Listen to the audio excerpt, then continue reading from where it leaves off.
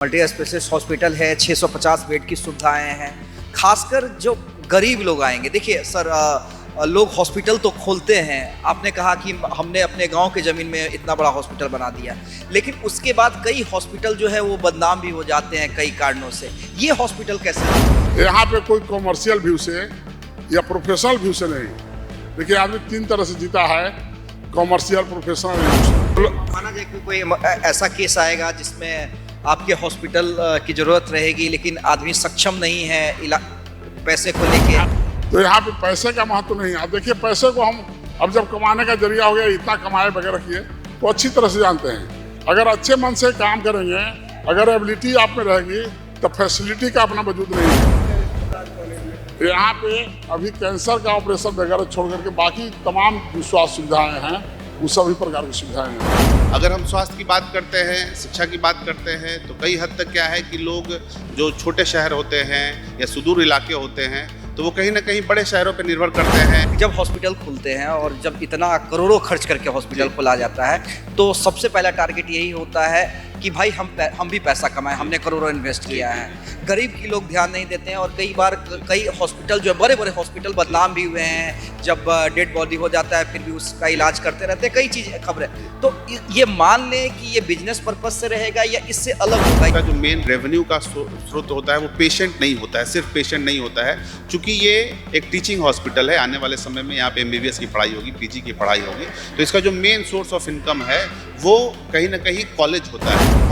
अच्छी स्वास्थ्य व्यवस्था की बात हो तो कुरमा संस्कृति का नाम आए, और जब आगे हम आशा करते हैं कि आने वाले वर्ष में जब यहाँ MBBS की पढ़ाई शुरू हो जाएगी, तो जब पूरे देश भर से बच्चे, जब पूरे राज्य भर से बच्चे MBBS की सीट देखेंगे तो उन्हें कुरमा जहानाबाद एक नाम दिखाई दे। ये हमारे लिए बहुत गर्व की बात है। लास्ट 2 साल से हम इस प्रोजेक्ट पे काम कर रहे हैं और आज का दिन है जब सारी सुविधाएं जनता को समर्पित की जा रही हैं। CT स्कैन वो सारा कुछ अवेलेबल है और हम चाहेंगे कि जनता भी हमारे साथ साथ इस महत्वपूर्ण मौके पे इसको समझे। आज हमारे लिए कल्पना से परे यहाँ जो हो रहा है, हमने बचपन में या वगैरह में कभी कल्पना नहीं किया था कि ऐसा भी हो सकता है। वहाँ तक पहुँचे, फिर आगे का रास्ता खुलते जा रहा है और आगे बढ़ते जा रहे हैं। भावुक भी हो रहे हैं सर? भावुक नहीं है, ये हमारा गाँव है। देखिए राहुल सर, कितना ऐतिहासिक दिन है आज के लिए जब जहानाबाद में इतना बड़ा हॉस्पिटल का उद्घाटन कर रहे हैं। हमारे लिए तो बहुत बड़ा दिन है, बहुत ही ऐतिहासिक दिन है कि लास्ट 2 साल से हम इस प्रोजेक्ट पे काम कर रहे हैं और आज का दिन है जब सारी सुविधाएं जनता को समर्पित की जा रही हैं। मैं वैसे रखूँगा इसको। और जहानाबाद की जनता की सेवा में हम हैं। आसपास जहानाबाद, उसके आसपास के जितने लोग हैं सभी की सेवा में हैं। और 650 बेड का ये हॉस्पिटल है, मल्टी स्पेशलिटी हॉस्पिटल है, तो सारी सुविधाएं अवेलेबल होंगी। रेडियोलॉजी की हो, पैथोलॉजी की हो, ऑपरेशन थिएटर्स वर्ल्ड क्लास हो, CT स्कैन हो, सारा कुछ अवेलेबल है। और हम चाहेंगे कि जनता भी हमारे साथ साथ इस महत्वपूर्ण मौके पे इसको समझे और हमारे साथ जुड़े। तो शंकर सर कह रहे हैं ये कॉमर्शियल से ज़्यादा इमोशन से जुड़ा हुआ। बिल्कुल सही बात है। मैं उनकी उस लाइन को थोड़ा ट्विस्ट करके बोलूँगा, to the people, by the people, for the people. ये डेमोक्रेसी है, राइट? और हम भी उसी कॉन्सेप्ट के साथ, उसी भाव के साथ इसको शुरू कर रहे हैं।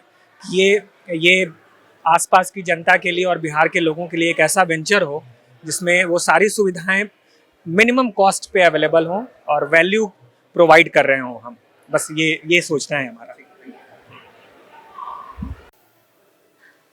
सर, सबसे पहले तो आज का दिन कितना ऐतिहासिक है आपके लिए और कितना खुशी वाला है, क्योंकि मुझे जो जानकारी हुई कि मलेशिया तक का जाने का प्रोग्राम आपने कैंसिल कर दिया घूमने का, और एक ईंट आपने खुद से लगवाई है।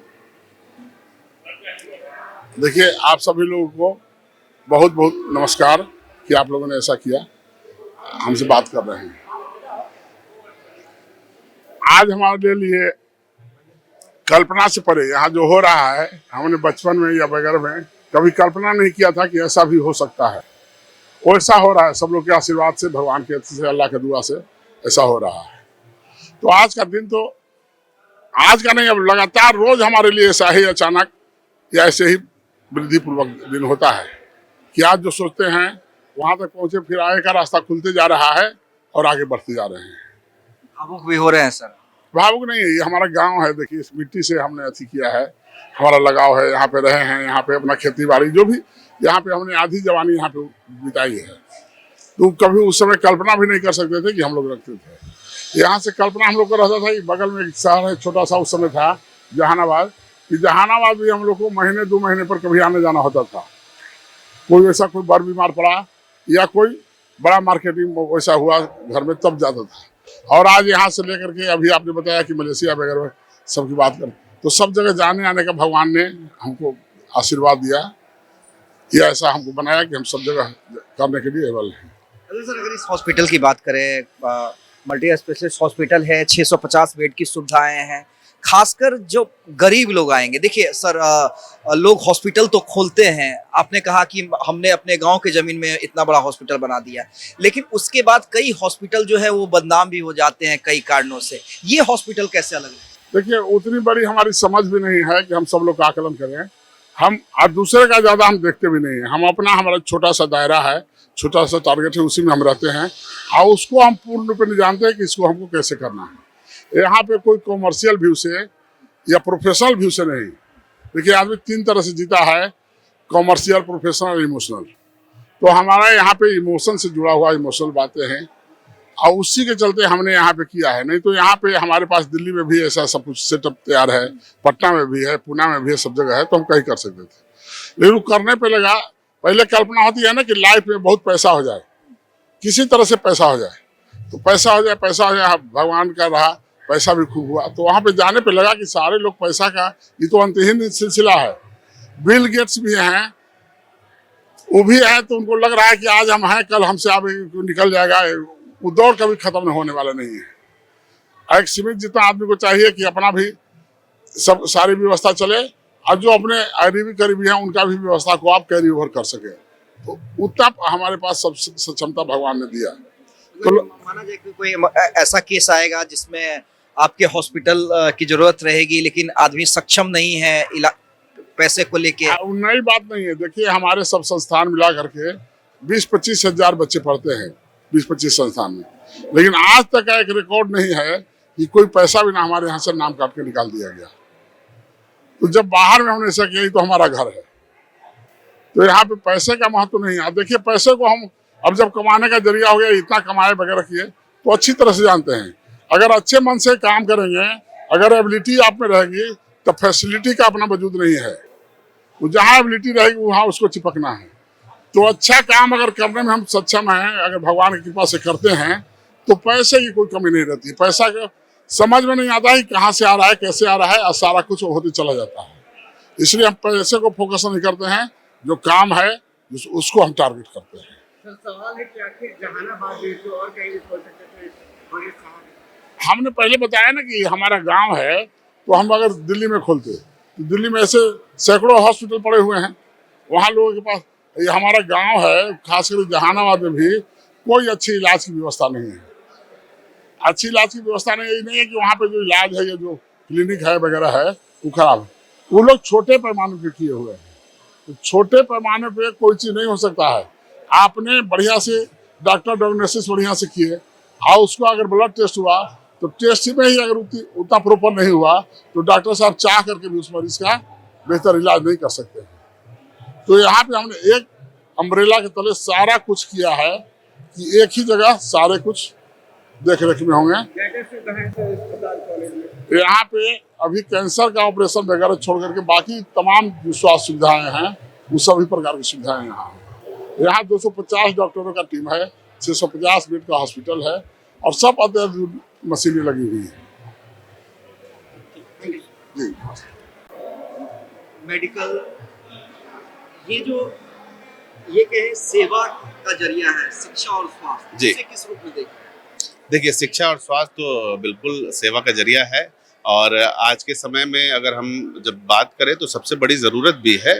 और जब हम लोग बेसिक नीड्स की बात करते हैं तो उसमें एजुकेशन और हेल्थ सबसे पहले आता है, और उससे भी ज़्यादा ज़रूरी है कि ये देश के, राज्य के हर जगह पे, हर कोने कोने में ये अवेलेबल हो।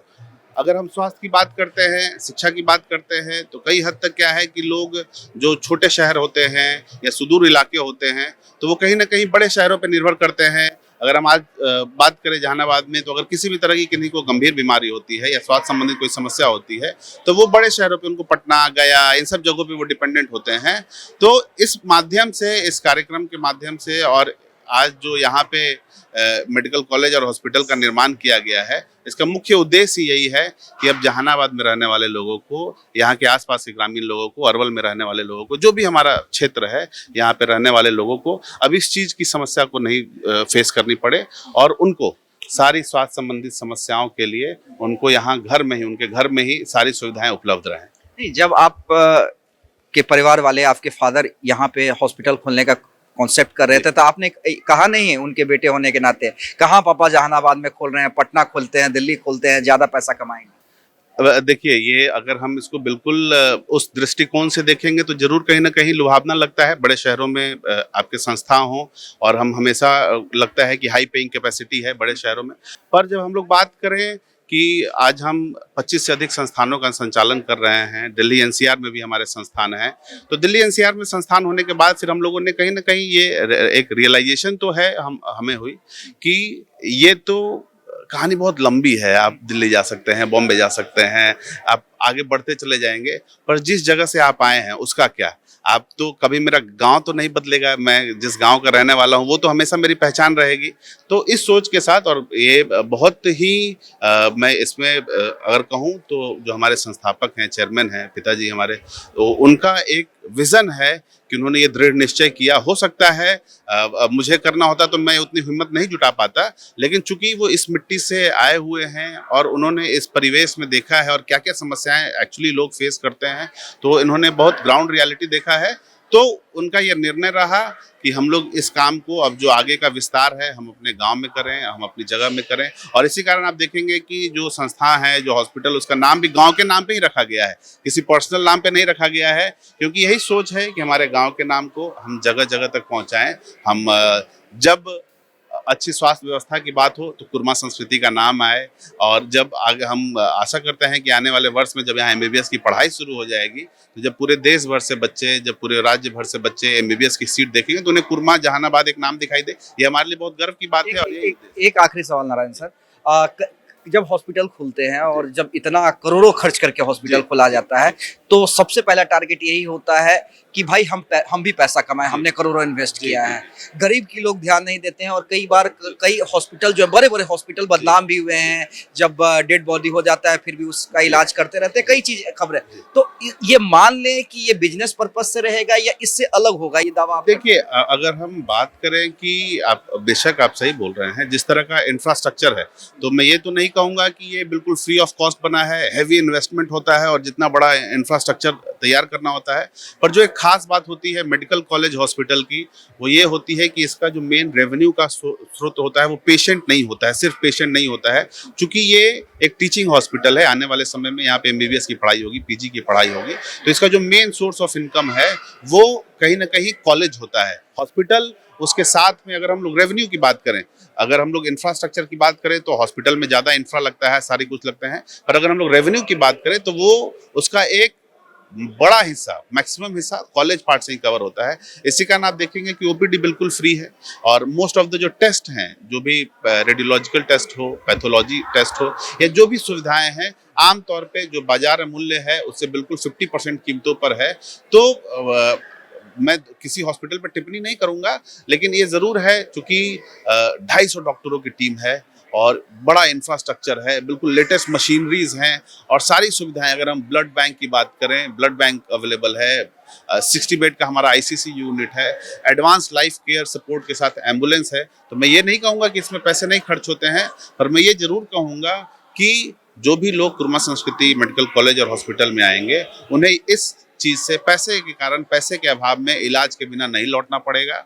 और मुझे ये पूरा भरोसा है कि हम उनका भरोसा जीतने में कामयाब रहेंगे, और आने वाले समय में कुर्मा संस्कृति हॉस्पिटल को वो एक स्वास्थ्य संबंधित समस्याओं के लिए, स्वास्थ्य संबंधित जरूरतों के लिए, वो इस चीज़ को अपना सबसे बड़ा स्वास्थ्य का केंद्र मानेंगे, और उन्हें गर्व होगा कि अब उनके घर में और उनके गांव में जहानाबाद, अरवल और आसपास के जितने लोग हैं, हमारा मुख्य ये है कि उनको गर्व हो कि अब हमारे पास अपना ऐसा संस्था है और उन्हें किसी भी स्वास्थ्य संबंधी समस्याओं के लिए किसी दूसरे शहर पे, दूसरी जगह पे डिपेंडेंट नहीं रहना पड़ता है।